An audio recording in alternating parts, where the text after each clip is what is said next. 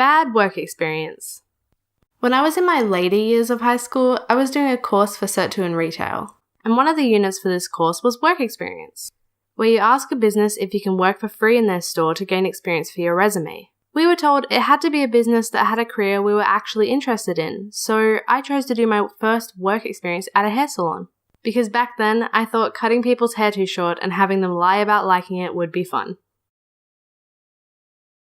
Now, I only did 1 day of work experience at this hairdresser's, and you're about to find out why. My mum dropped me off in the morning, and I was so excited and nervous, but mostly excited.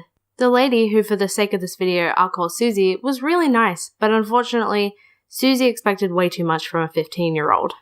She showed me around and taught me the basics, sent me to dust all the shelves and make sure it was neat, which was fine. I was restocking while Susie attended to a lady by dyeing her hair and chatting to a friend that she had in the store who was visiting. It was going good until another lady showed up for her appointment. Hi miss, welcome. Hi. Hi Allison, take a seat, I'll be with you shortly.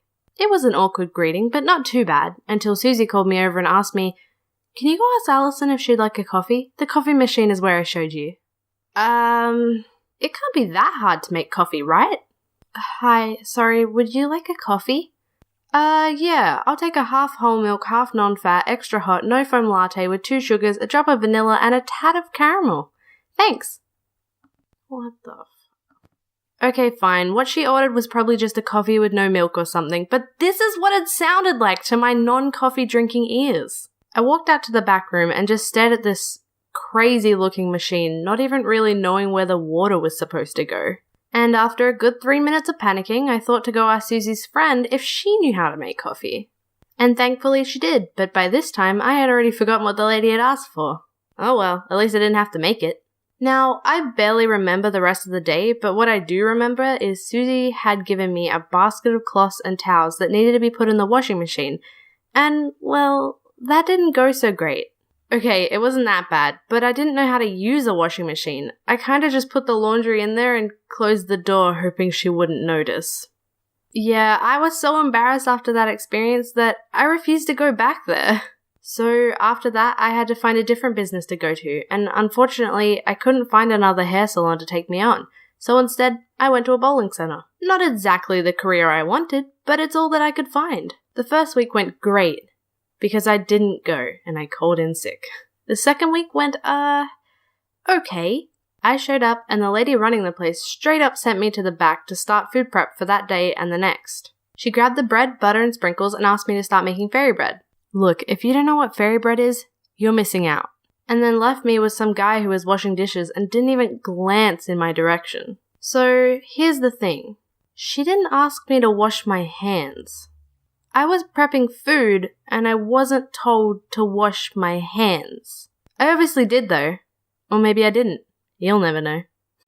I already felt like this place wasn't exactly hygienic, but it's about to get worse. Later that day, I was taking different types of candies and putting them into little containers for people to buy, when the girl I was working with sneezed into her hands, and then continued to work, while touching the candies. I'm gonna throw up just remembering this. It is completely safe to say that I never ate food from there again, and I even warned all of my friends to never order food from there. But in saying that, I do really miss their hot dogs. While working this shift, I got there at the same time school would start and had planned to leave at 3:15, which was when my school would end. This is what I told the lady I would be doing, but all day she seemed kinda off about it. When I showed up, she told me that I was late, and then at lunch, she told me I was only allowed a 15-minute break, when actually I was allowed an hour-long one.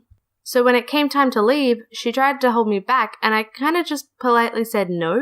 Yeah, goodbye. And I didn't go back the next week.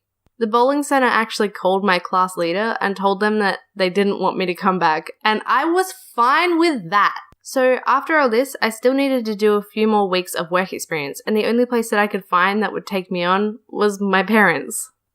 Yep, my parents owned a DVD rental store, and I already worked there every now and then, so I just asked if they'd let me do some work experience. It was great. I stole cans of Coke and ate candy all day. I mean, I worked very hard, thanks Mum and Dad. I actually ended up leaving my course and dropped out of high school to start working at the DVD store full-time. I've got many stories from working there that I'd love to tell in another video. I guess I'll also make a video about why I dropped out someday. So many exciting video plans, so stick around if you're interested. And that's all I've got time for today. Hope you had a fun time and enjoyed the video. Thanks for watching. I appreciate it as always. Remember to like if you liked it, comment if you want to, and subscribe if you feel like it. See you in the next video, guys. Bye.